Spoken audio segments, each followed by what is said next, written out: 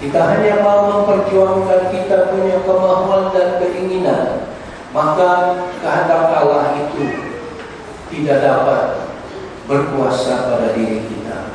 Nah, saudara-saudari, apapun keadaan kita masing-masing, ini juga satu kesempatan bagi kita dalam menyambut perayaan kebangkitan Yesus ini, melihat kepada diri kita dengan jujur, sejujur-jujurnya, dan mau membaharui, mau seperti Petrus menyesal karena menyangkal Yesus. Jangan seperti Judas, putus asa dan gantung diri. Tetapi seperti Petrus, saudara-saudari, walaupun kita sudah berdosa, menyangkal Yesus, mungkin juga menjual Yesus, membelakangi Yesus, tetapi kita dapat membaharui karena Tuhan tetap mau menerima kita, asalkan kita mau datang kepada Dia, mau mengakui kelemahan dan dosa kita. Yesus tetap mau menerima kita. Apakah saudara-saudari keadaan kita sendiri berhadapan dengan Yesus dalam perayaan ini, boleh melakukan sesuatu untuk kembali membetulkan relasi pribadi kita dengan Dia. Itulah iman yang sebenar, iman yang berdasarkan kepada komitmen dan relasi pribadi kita kepada pribadi Yesus. Saudara-saudari, bagi kita, bagi kamu yang akan dibaptis pada malam ini, kamu telah membuat persiapan sejak pagi tadi, tapi saya tidak tahu berapa sajalah, berapa banyak yang kamu dapat ingat, yang kamu dapat terima dari upacara dan firman Tuhan yang saya sendiri telah sampaikan. Tetapi biarlah persiapan kamu ini jangan setakat pagi tadi saja dan malam ini dibaptis, sesudah itu selesai dan amin dan lupa.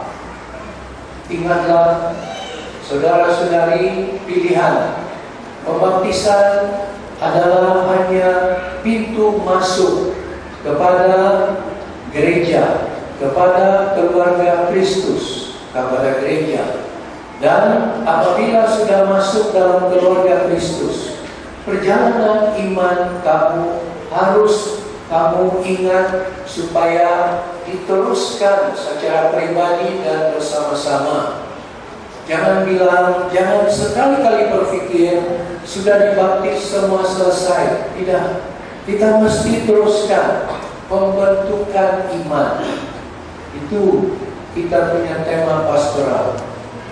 Ekaristi, teras keluarga, berbudaya, menyembah Tuhan, membentuk iman. Pengenalan kita terhadap Kristus tidak pernah selesai. Tiap hari kita mesti mau mengenal Dia, mendekati Dia, menjalin hubungan dan relasi yang akrab dengan Dia. Hanya dengan cara ini, saudara-saudari, kita akan mempunyai dan kamu akan mempunyai iman yang benar-benar bersifat bertumbuh, berakar kepada Kristus, berbuah dan bersaksi. Karena itulah tujuan pembaptisan, kita menjadi saksi-saksi Kristus.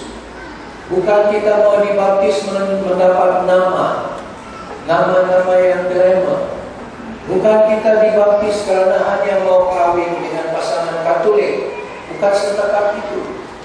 Tapi kita mau dibaptis karena inilah ungkapan kepercayaan dan kasih kita kepada Yesus.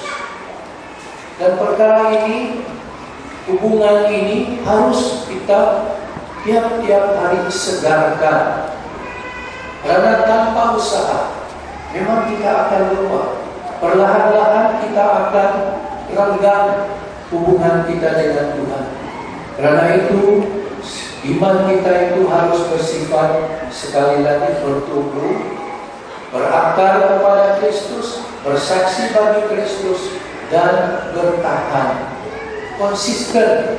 Jangan ikut cuaca, jangan ikut perasaan, tetapi iman yang benar-benar berasas kepada cinta kasih, artinya apapun keadaan dalam diri kita atau di sekeliling kita, kita tetap mau secara tahu memilih dan memihak melayani Yesus dan kehendaknya. Inilah saudara-saudari yang perlu kita sama-sama renungkan. Bagi kita yang sudah dibaptis, kesempatan nanti akan membaharui janji baptis kita, ambillah kesempatan ini secara pribadi terhadap Yesus. Bagi kamu yang dibaptis, ambillah kesempatan pembaptisan ini sungguh-sungguh mau mengikuti Yesus seperti mana yang dituntut olehnya. Sesiapa mau mengikut aku, dia harus jangan mementingkan dirinya sendiri, memikul salibnya tiap hari, dan mengikut aku, kata Yesus. Lukas bab 9 ayat 23. Semoga pesta perayaan kebangkitan Kristus ini, saudara-saudari, benar-benar membawa pembaharuan dan komitmen yang sungguh-sungguh bagi kita sebagai pengikut-pengikut Kristus.